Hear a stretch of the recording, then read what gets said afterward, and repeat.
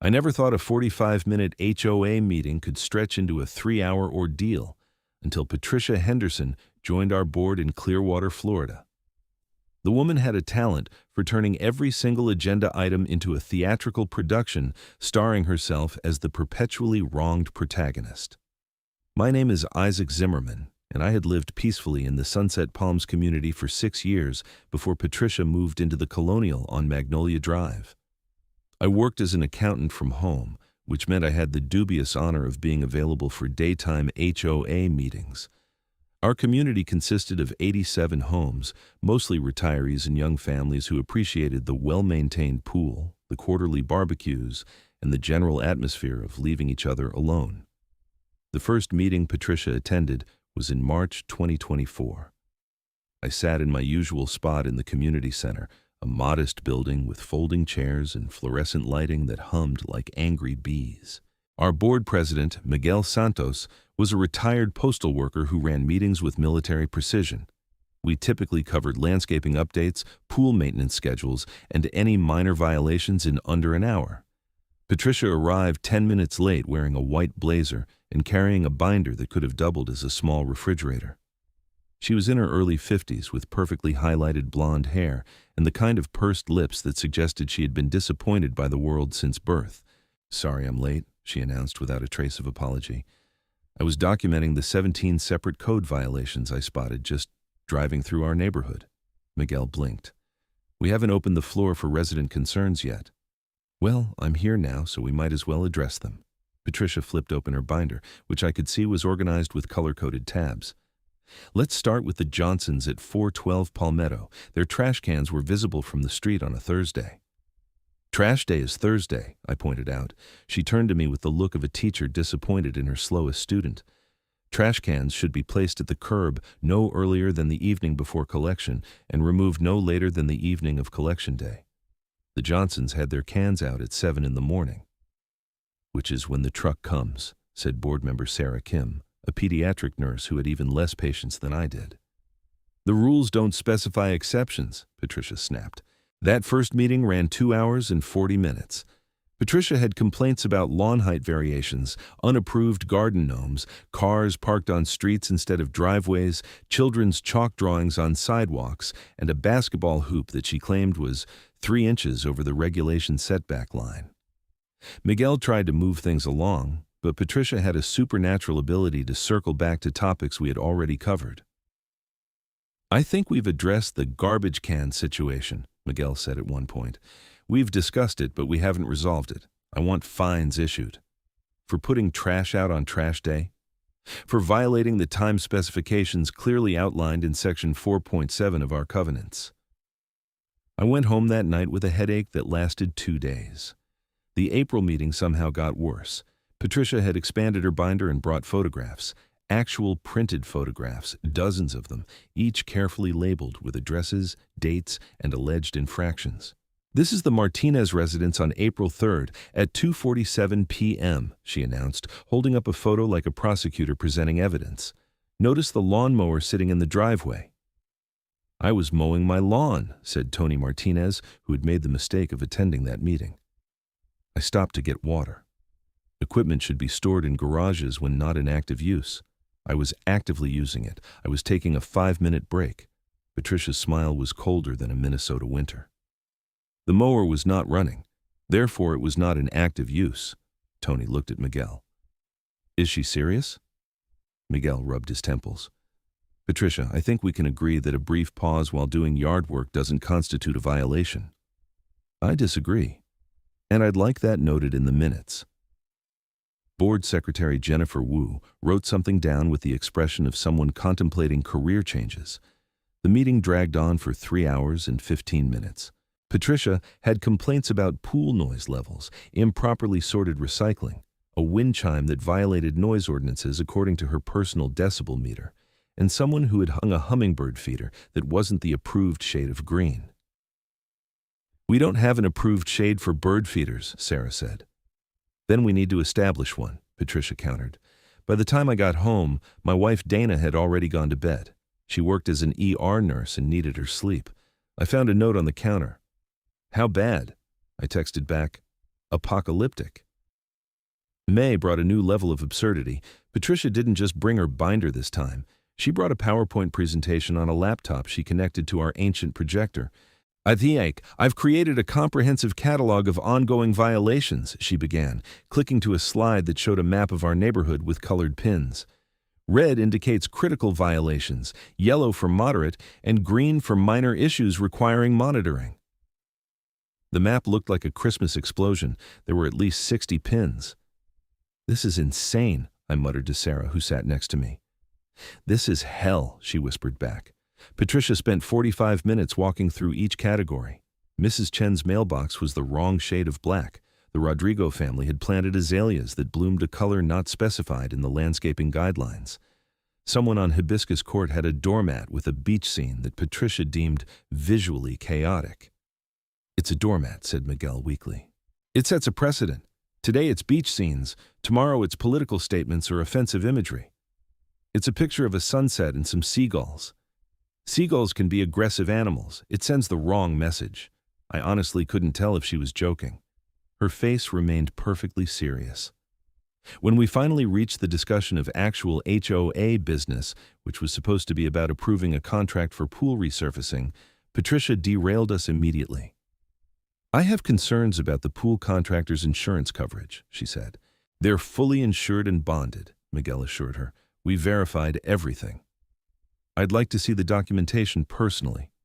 "That's not really necessary for board approval." Patricia's eyes narrowed. "Are you suggesting we approve a 5-figure contract without proper oversight? Because I'll remind you that as homeowners, we all have a financial stake in these decisions." Miguel looked like he wanted to retire on the spot. "Fine. Jennifer, can you forward the insurance documentation to Patricia?" "I'll need it by tomorrow," Patricia added. "And I want to review the contractor's safety record, any past lawsuits and references from their last 10 projects." The pool discussion alone consumed 90 minutes. We ended up tabling the vote until June because Patricia insisted she needed more time for her due diligence. The meeting ran 4 hours and 5 minutes.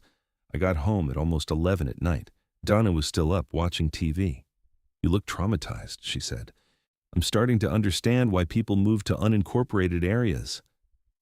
June arrived with Florida's brutal humidity and another HOA meeting I was dreading like a root canal. I seriously considered faking illness, but I felt an obligation to the community. Maybe this time would be better. Maybe Patricia would have a moment of self-awareness. I was adorably naive. Patricia showed up with her binder, her laptop, and a wheeled cart carrying what appeared to be physical evidence bags. "Please tell me those aren't what I think they are," Sarah whispered. "They were exactly what we thought." Patricia had collected samples of grass clippings, paint chips from a mailbox, and actual trash from someone's recycling bin. "This is evidence of the declining standards in our community," Patricia announced. "The Hendersons claim they recycled these items properly, but as you can see, there's food contamination on this yogurt container." "Did you go through their trash?" I asked, horrified. "Recycling, and it was curbside, therefore public domain." "That's not how that works," said Miguel. "Show me the legal statute that says otherwise." Nobody could, mainly because we were too stunned to form coherent thoughts. That meeting covered Patricia's concerns about dog walking schedules, children playing in yards after 7 p.m., the speed at which people drove through the neighborhood, and an extensive complaint about someone who had hung their laundry outside to dry. "It's environmentally friendly," pointed out board member Tom Walsh, a high school science teacher. "It's unsightly," Patricia retorted. "We have standards to maintain. Property values depend on aesthetic consistency." "It's clothes, on a clothesline, in their own backyard. Visible from the street if you stand at a certain angle." "What angle?" I asked. Patricia actually walked us outside and showed us. You had to stand in the middle of the street, crane your neck 45 degrees to the left, and squint through some bushes. You could barely see a corner of one towel. "This is ridiculous," Tom said. "This is property value protection," Patricia corrected. 4 hours and 20 minutes. I started bringing energy drinks to meetings. By July, other residents had started to notice the meeting time inflation. People who used to attend regularly stopped showing up. The few who remained looked like hostages waiting for rescue. Patricia seemed energized by our exhaustion. She brought additional documentation, including a noise complaint log she had personally maintained for the past month. She had recorded every dog bark, every lawnmower, every conversation loud enough for her to hear from her house. On July 8th at 4:17 p.m., the Henderson children were playing basketball with what I measured to be excessive volume, she read from her log. Kids playing basketball, Sarah said flatly. That's the complaint. Noise pollution affects quality of life. They're children playing outside. That's literally what childhood is supposed to be. Patricia's smile could have frosted glass. I'm sure the Hendersons can find quieter activities for their children. Reading, perhaps, or indoor crafts. Mrs. Henderson, who had bravely attended that meeting, looked like she wanted to commit violence. My kids are active and healthy. They play outside like normal children. Then perhaps they can do so during designated hours. There are no designated hours. Then we should establish some. The argument spiraled from there. We spent an hour debating whether children should have assigned outdoor playtimes.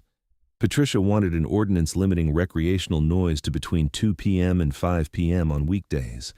Mrs. Henderson threatened to call a lawyer. Miguel looked like he had aged 10 years and 4 months. We also covered Patricia's issues with holiday decorations in July because she was planning ahead. She wanted restrictions on lawn signs, even though we lived in an election year. She complained about a neighbor's wind chimes, their bird feeder attracting too many birds, and someone who had painted their front door a shade of blue she deemed too nautical. We live in Florida, I pointed out. Nautical is kind of our thing. Our thing is property value maintenance, Patricia said. Eccentric color choices decrease neighborhood appeal. 4 hours and 43 minutes, a new record. August brought peak summer heat and what I can only describe as Patricia's full transformation into an HOA supervillain. She had started doing neighborhood patrols with a clipboard and camera, documenting violations in real time. I'm creating a more efficient reporting system, she explained at the meeting. Instead of waiting to spot violations, I'm actively monitoring for them. That's called stalking, Sarah said. That's called community stewardship. Patricia had photographed Mr. Chen trimming his hedges at 7:01 a.m., which she claimed violated the noise ordinance starting time of 7:30 a.m.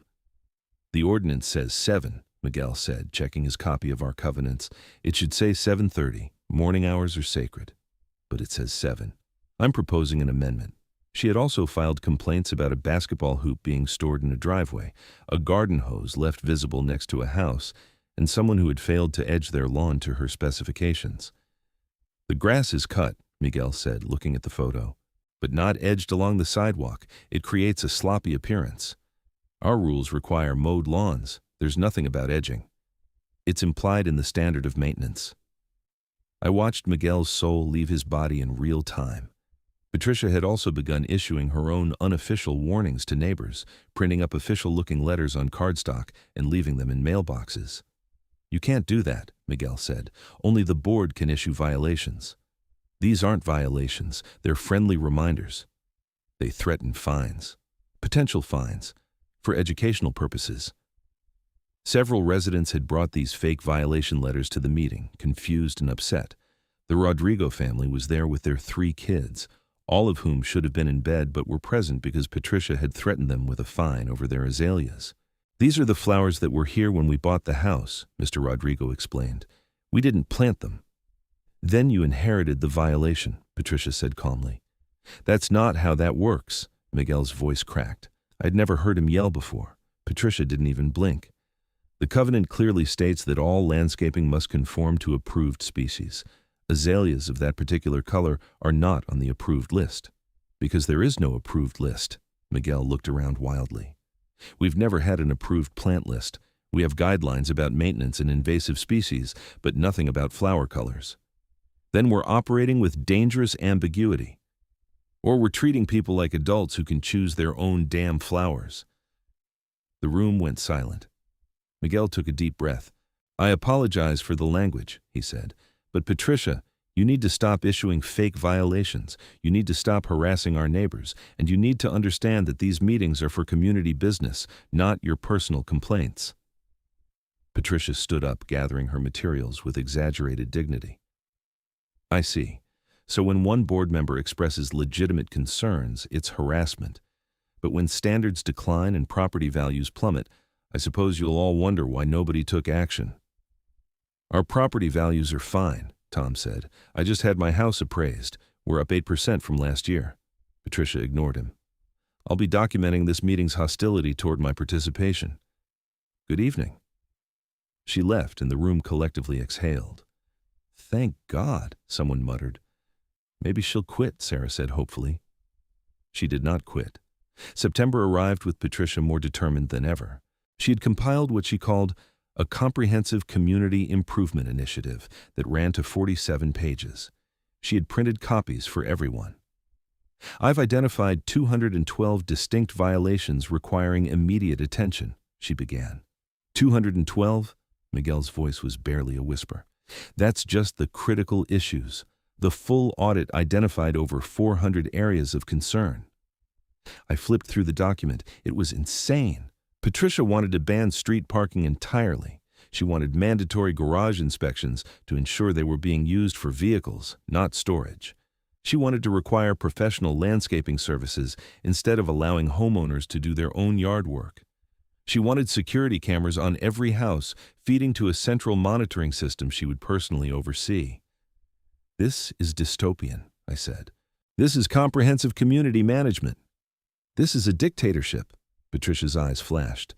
I'm trying to protect our investment. All of you are too complacent to see how quickly things can deteriorate. Things are fine. Sarah's voice rose. We have a nice neighborhood. People are happy. The only problem we have is you turning every meeting into a three-ring circus. If basic standards constitute a circus, then perhaps your expectations are too low. The September meeting lasted 5 hours and 12 minutes. We made 0 decisions about actual HOA business because Patricia filibustered every topic with her improvement initiative.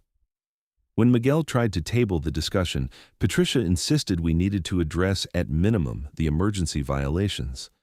Her emergency violations included someone's newspaper being delivered to the wrong spot on their driveway, a child's bike left on a front lawn overnight, and a car that had been washed in a driveway instead of at a car wash. Washing cars at home wastes water, Patricia explained. It's their water, I said. They pay for it. It's environmental irresponsibility. You drove here in an SUV that gets 15 miles per gallon. My vehicle choice is irrelevant to this discussion. By October, several board members had started talking about resigning. Miguel looked like he had developed a permanent eye twitch. Jennifer had started taking anxiety medication. Tom had begun drinking during meetings, hiding a flask in his jacket that wasn't as subtle as he thought. Patricia, meanwhile, had escalated to bringing legal citations to meetings. She had researched property law, HOA regulations, and local ordinances, cherry-picking anything that might support her increasingly unhinged positions. According to Florida Statute 720.305, HOA boards have broad authority to enforce community standards, she read from a printout. It also says enforcement must be reasonable and applied consistently, Miguel countered. He had clearly been doing his own research. I am being consistent. I'm applying the same standards to everyone. You're applying standards that don't exist. Patricia had filed complaints that month about Halloween decorations being put up too early, someone's grass being cut in a diagonal pattern instead of straight lines, and a flowering tree that was shedding petals onto the sidewalk. Trees shed, Sarah said. That's what trees do. This particular tree is creating a maintenance issue.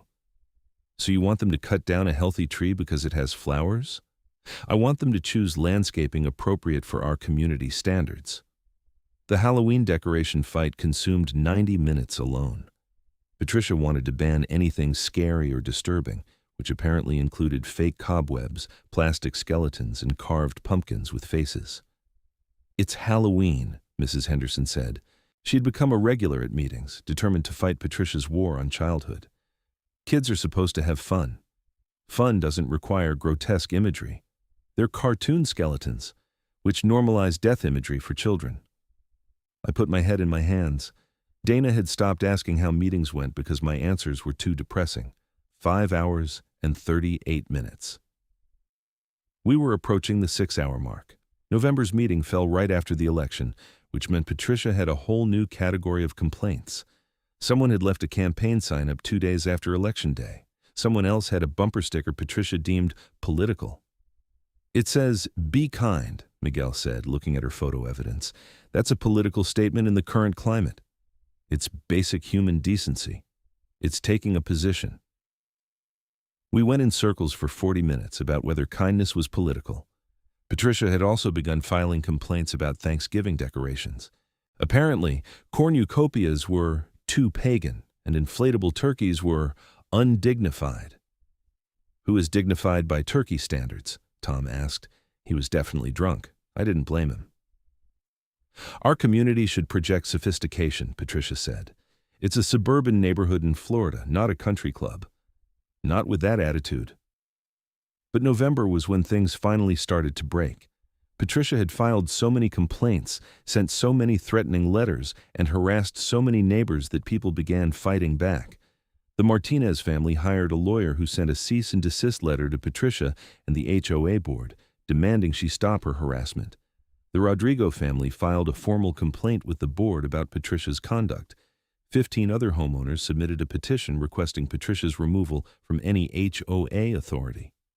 Miguel read the petition at the meeting. Patricia sat stone-faced. "This is retaliation for my enforcement efforts," she said. "This is people being sick of your behavior," Miguel corrected. "Patricia, you're not an enforcement officer. You're a resident.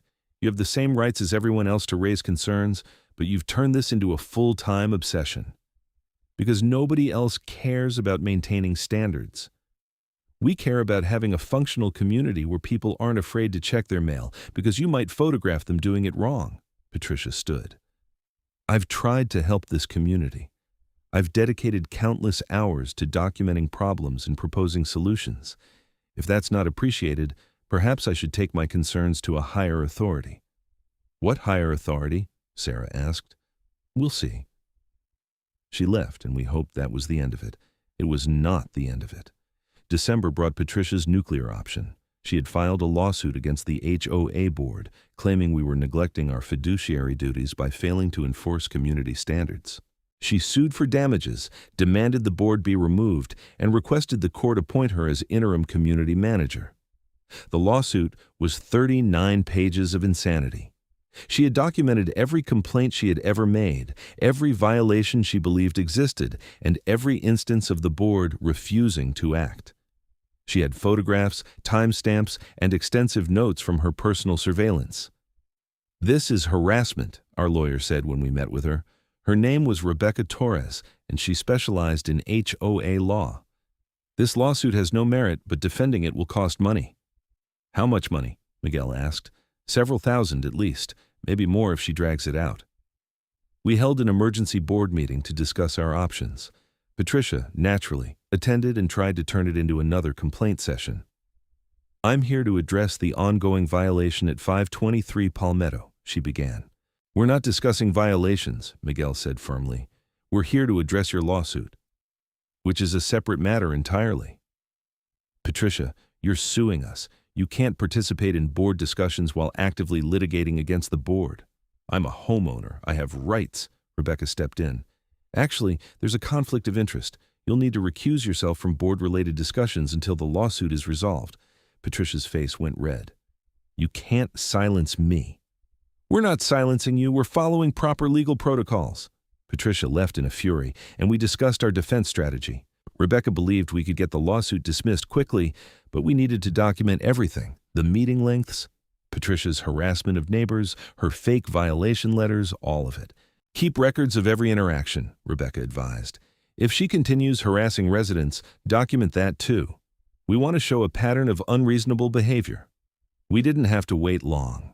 Within a week, Patricia had filed complaints with the county about supposed HOA violations, called code enforcement on 6 different properties for imaginary infractions, and sent a 10-page letter to every homeowner in the community outlining the board's failures. Her letter claimed we were letting the neighborhood fall into decay, that property values were plummeting due to our negligence, and that she was the only one brave enough to fight for community standards. She included a list of every violation she had ever documented, complete with photos and addresses. It was an invasion of privacy and wildly inappropriate. People were furious. The Hendersons called me directly. "She's published photos of our kids playing in our yard," Mrs. Henderson said. Is that even legal? I'll check with our lawyer, I promised. Rebecca was not happy when I sent her Patricia's letter. This is potentially harassment and invasion of privacy. Some of these photos were clearly taken from her property using a telephoto lens. So what do? Document everything and consider filing a countersuit if this continues. The December HOA meeting was surreal. Patricia showed up despite the conflict of interest, sat in the front row, and stared at us silently for the entire meeting. She didn't speak, didn't raise complaints, just sat there with a notebook, writing down everything we said. It was somehow more unsettling than her usual complaints. "This is creepy," Sarah whispered. "She's documenting for her lawsuit," Miguel whispered back. We tried to conduct normal business, but Patricia's presence loomed like a storm cloud. Every decision felt fraught. When we approved the pool resurfacing contract Patricia had delayed for 6 months, she wrote furiously in her notebook. When we discussed holiday decoration guidelines, she smirked. After the meeting, she approached Miguel directly. "You're making mistakes," she said quietly. "Everything you do wrong, I'm recording. The court will see exactly how incompetent this board is." "Patricia, you need to stop this," Miguel said. "This isn't healthy, for you or the community." "I'm protecting my investment, something you clearly don't understand." January 2025 brought a new year and new complications. Patricia had expanded her lawsuit to include individual board members, claiming personal liability for our negligent management. She was suing Miguel, Sarah, Jennifer, Tom, and me personally for damages. "Can she do that?" I asked Rebecca. "She can file it. Whether it survives a motion to dismiss is another question. But yes, you're all named defendants now." Dana was not pleased when I told her. "We could lose our house over HOA complaints about trash cans." "Rebecca says the lawsuit is frivolous. We'll be fine." "You better be right." The stress was getting to everyone. Jennifer resigned from the board, citing the lawsuit and her inability to handle the anxiety. Tom was drinking more heavily. Sarah was looking for jobs in other states. Miguel had developed stress-related health issues and was on blood pressure medication. Patricia, meanwhile, seemed energized. She had started a blog called Sunset Palms Truth Watch, where she posted daily updates about neighborhood violations, board incompetence, and her lawsuit progress. She named names, posted addresses, and published photos of people's homes with detailed critiques. "This is slander," Mrs. Henderson said. She had printed out the blog post about her family. Patricia had written 3 paragraphs about their inability to maintain basic property standards with a photo gallery of their kids' toys in the yard. "We're building a case for harassment," Rebecca assured us. "Every blog post, every letter, every complaint, it all shows a pattern." The January meeting lasted only 2 hours because Patricia didn't speak. She just watched, wrote in her notebook, and photographed everything. It was unnerving. But things changed in February. The court date for Patricia's motion was scheduled, and Rebecca felt confident. "Her lawsuit is nonsense," she explained. "She's claiming damages but can't prove any actual harm. She says property values are declining, but the tax assessments show the opposite. She claims the board is negligent, but we have records showing you've maintained the community properly. This should be dismissed." The hearing was on February 14th, Valentine's Day. I took the morning off work to attend. Miguel, Sarah, Tom, and several concerned residents came too. Patricia arrived with her own lawyer, a tired-looking man in an ill-fitting suit who had clearly drawn the short straw at his firm. Rebecca presented our defense calmly and methodically, showing the judge Patricia's extensive harassment of neighbors, her blog posts, her fake violation letters, and the timeline of her increasingly aggressive behavior. "Your Honor, this lawsuit isn't about community standards," Rebecca argued. "It's about one resident's obsessive need for control and her retaliation when the board refused to enable her harassment of neighbors." Patricia's lawyer tried to argue that her complaints were legitimate, but the judge cut him off. "I've reviewed the filings," Judge Martinez said. She was a no-nonsense woman in her 60s who looked supremely unimpressed. "Ms. Henderson, you've documented complaints about children playing basketball, flowers being the wrong color, and someone's doormat. These are not legitimate concerns about HOA negligence." "They demonstrate a pattern of declining standards," Patricia insisted. They demonstrate an unreasonable expectation of control over your neighbors' lives. This lawsuit is dismissed with prejudice. Furthermore, you're ordered to pay the defendant's legal fees and to cease all harassment of Sunset Palms residents." Patricia's face went white. "This is an injustice. This is a ruling. If you continue harassing your neighbors, they can seek a restraining order. Do you understand?" "I understand that this community deserves better." "That's not an answer. Do you understand that you're to cease harassment?" "Yes," Patricia bit out. We left the courthouse in stunned relief. Rebecca smiled for the first time in months. "That went better than expected," she said. The judge clearly saw through her act. "So it's over?" Miguel asked hopefully. "The lawsuit is. Whether Patricia accepts that remains to be seen." We should have known better. Patricia showed up to the February HOA meeting with a new strategy.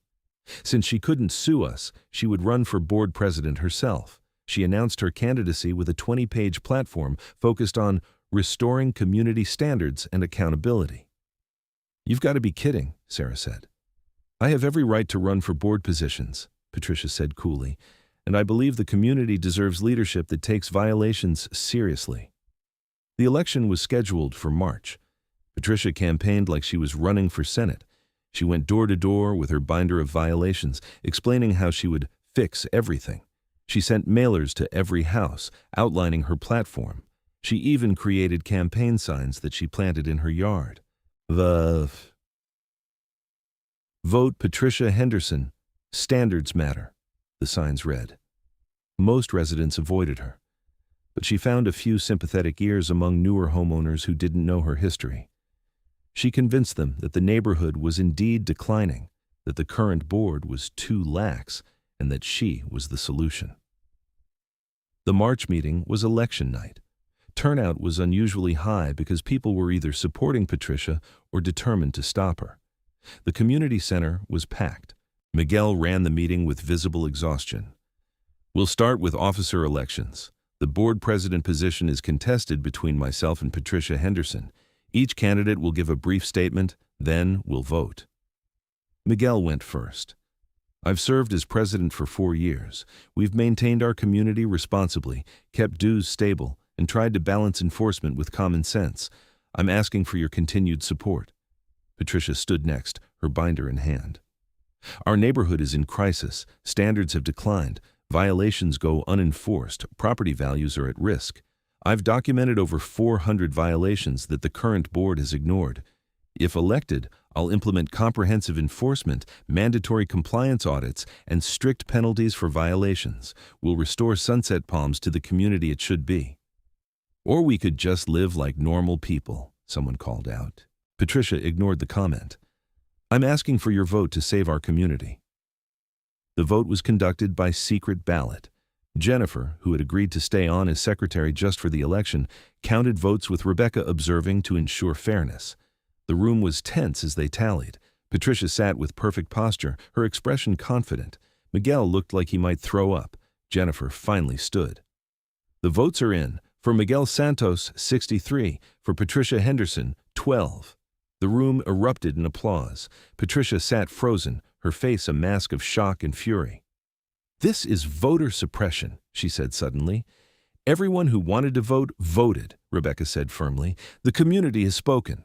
Patricia stood, grabbed her binder, and walked out without another word. We thought that might finally be the end. We were wrong again.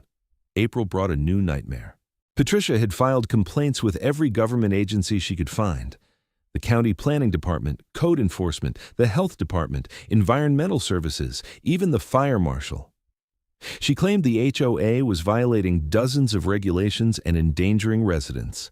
Inspectors started showing up at the community. We had to provide documentation for pool maintenance, landscaping contracts, financial records, everything. Each inspection took time and created stress, even though we passed them all. "She's harassing us through proxy now," Miguel said wearily. "Since she can't sue us or take over the board, she's trying to drown us in bureaucracy." "Can we stop her?" I asked. "Rebecca says we can potentially get a restraining order if we can prove ongoing harassment." We started documenting everything again. Every complaint Patricia filed, every inspector visit, every interaction. We built a timeline showing her escalating behavior over 13 months. In May, Patricia crossed a line that finally brought real consequences. She filed a false police report claiming that Miguel had threatened her at an HOA meeting. She stated that he had verbally assaulted her and made her fear for her safety. The police showed up at Miguel's house on a Tuesday evening. His wife called me in a panic. "They're questioning Miguel about threatening someone," she said. "What's happening?" I drove over immediately. The officers were professional, but clearly had to take the complaint seriously. Miguel explained the situation, and I corroborated his account. We showed them recordings from HOA meetings that proved Patricia's allegations were false. "This sounds like a civil dispute," one officer said. "It's harassment," I said. "She's been escalating for over a year." We gave them Rebecca's contact information and the documentation we had compiled. The officers left, but warned Miguel that false accusations could still cause problems even if unfounded. Rebecca was livid when we called her. "Filing a false police report is a crime. This gives us grounds for a restraining order and potentially criminal charges." We filed for an emergency restraining order the next day. The hearing was scheduled for the following week. In the meantime, Patricia was prohibited from contacting any board members or attending HOA meetings. The peace was incredible. Our May meeting lasted exactly 45 minutes. We approved normal business, discussed pool hours for summer, and adjourned without a single complaint about trash can positioning or flower colors. "I forgot meetings could be like this," Sarah said afterward. She was smiling for the first time in months. The restraining order hearing was held on May 20th, 2025. Rebecca presented our documentation, meeting transcripts showing Patricia's monopolization of time, her fake violation letters, her harassing blog posts, her frivolous lawsuit, her abuse of government complaints, and finally, her false police report against Miguel. Patricia's new lawyer, her third one, tried to argue she was just a concerned homeowner. Judge Ramirez was not convinced. "Ms. Henderson, I'm looking at a pattern of obsessive and harassing behavior spanning over a year. You've filed hundreds of complaints, most of them frivolous. You've sued your HOA board baselessly. You've harassed your neighbors, and now you've filed a false police report. This is well beyond being a concerned citizen." "I was protecting my property investment," Patricia said. "You were harassing everyone around you. I'm granting the restraining order. You are to stay at least 100 feet from all board members except in unavoidable community situations. You may not attend HOA meetings for 1 year. You may not contact board members directly. You may not file complaints on behalf of the HOA or report violations except through written submission to the board secretary. You may not post about your neighbors on social media or any blog. Do you understand these terms?" Patricia's jaw was tight. "Yes. Violation of this order will result in arrest and criminal charges. I'm also referring your false police report to the state attorney's office for potential prosecution." That was May 25th, 2025. Patricia was investigated by the state attorney's office through the summer. In August, she was charged with filing a false police report, a first-degree misdemeanor in Florida. She pleaded no contest in September and received probation, community service, and a fine. The restraining order and criminal conviction finally broke Patricia's campaign. She stopped posting on her blog. She stopped filing complaints. She stayed away from HOA meetings and board members. Our neighborhood slowly healed. People stopped being afraid to put out their trash cans or let their kids play outside. Halloween decorations went up without incident. Doormats featured whatever designs people wanted. Miguel served out his term and chose not to run again, citing burnout. Sarah took over as president. I stayed on the board, hoping to help rebuild community trust. We implemented new policies limiting meeting comment times and requiring complaints to be submitted in writing with reasonable evidence. Patricia put her house up for sale in November 2025. It sold in January 2026 to a nice young couple with a baby. They asked me about the neighborhood at a community barbecue in March. "It's a great place to live," I told them honestly. "Quiet, friendly, well-maintained." "We heard there was some drama with the HOA?" the husband asked. "That's resolved," I said. "Ancient history." Patricia moved to a condo in Tampa. We heard through the neighborhood grapevine. A place with no HOA, just a management company. I hoped she found peace there, though I doubted it. Some people are only happy when they are unhappy, and Patricia seemed determined to find fault with the world around her. Our May 2026 meeting, almost exactly 2 years after Patricia's restraining order, lasted 38 minutes. We approved the budget for pool renovations, discussed summer programming for kids, and reviewed landscaping bids. Sarah ran the meeting efficiently, and people actually smiled and chatted afterward. As I drove home that evening, I thought about the year of hell Patricia had put us through. The endless meetings, the frivolous complaints, the harassment and lawsuits. It seemed surreal now, like a fever dream. Donna was waiting when I got home. "How was the meeting?" "Short," I said. "Productive, normal." "Thank God," she hugged me. "I have my husband back." I realized she was right. For over a year, I had been consumed by HOA drama, stressed and exhausted by Patricia's relentless campaign. It had affected my marriage, my work, my peace of mind. But it was over now. Patricia was gone. The community had survived, and we had learned valuable lessons about setting boundaries, documenting harassment, and not letting one person's obsession destroy everyone else's quality of life. The following morning, I checked my email and found a message from the HOA board group. Sarah had sent meeting minutes from the night before, along with a note. "Shortest meeting in 2 years. Let's keep this trend going." I smiled and started my workday feeling lighter than I had in months. The sun was shining through my office window. Birds were singing outside. Somewhere in the neighborhood, a kid was bouncing a basketball. Life in Sunset Palms was finally beautifully normal again. I never saw Patricia Henderson after she moved. I heard occasional updates through mutual acquaintances. She apparently tried to start a tenants association at her condo building, but found little support. The management company already handled maintenance and rules efficiently, leaving her with nothing to complain about. Eventually, even those updates stopped. Our community thrived without her. Property values did increase, as Tom had predicted, up another 12% by mid-2026. Families moved in, kids played on the streets, and people felt free to live their lives without fear of being photographed and documented for minor infractions. The board continued to function smoothly under Sarah's leadership. We enforced actual violations when necessary, genuine issues like overgrown yards or structural problems. But we treated residents like adults capable of managing their own properties, offering reminders before fines and working with people instead of against them. Miguel's health improved after he stepped down. His blood pressure returned to normal, and the stress lines in his face gradually faded. He and his wife took a long vacation to Spain, something they had postponed during the Patricia years. Jennifer came back to the board in 2026, saying she missed being involved now that the environment was healthy again. Tom cut back on drinking and started coaching Little League baseball in the community. Sarah turned out to be an excellent president, firm when needed, but compassionate and reasonable. As for me, I learned that community service should enhance life, not consume it. I learned that reasonable boundaries are essential, that documentation is powerful, and that standing up to bullies, even HOA bullies, is worth the effort.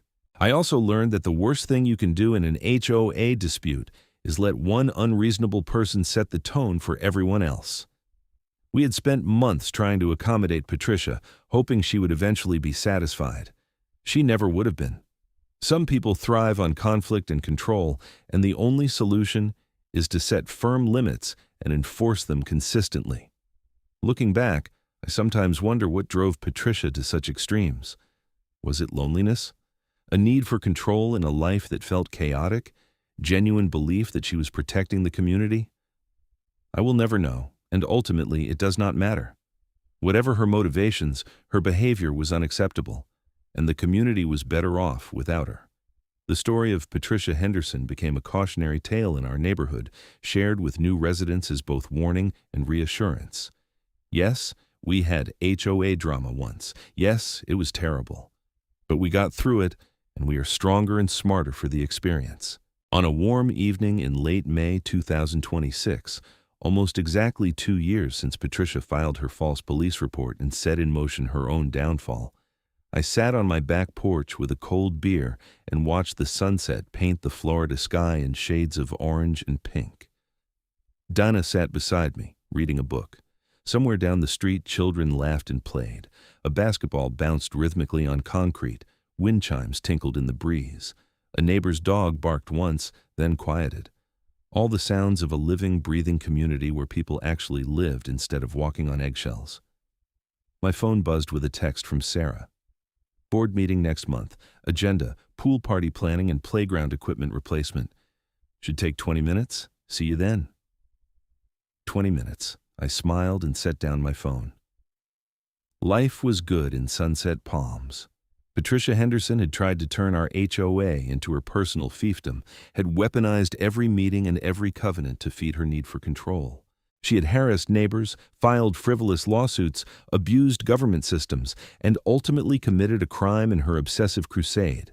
And she had lost, completely and utterly. The community had stood together, documented her abuses, pursued legal remedies, and ultimately removed her from our lives. It had been exhausting and expensive and frustrating beyond measure, but it had been worth it. Because now, on this perfect evening, in this quiet neighborhood, life was exactly as it should be.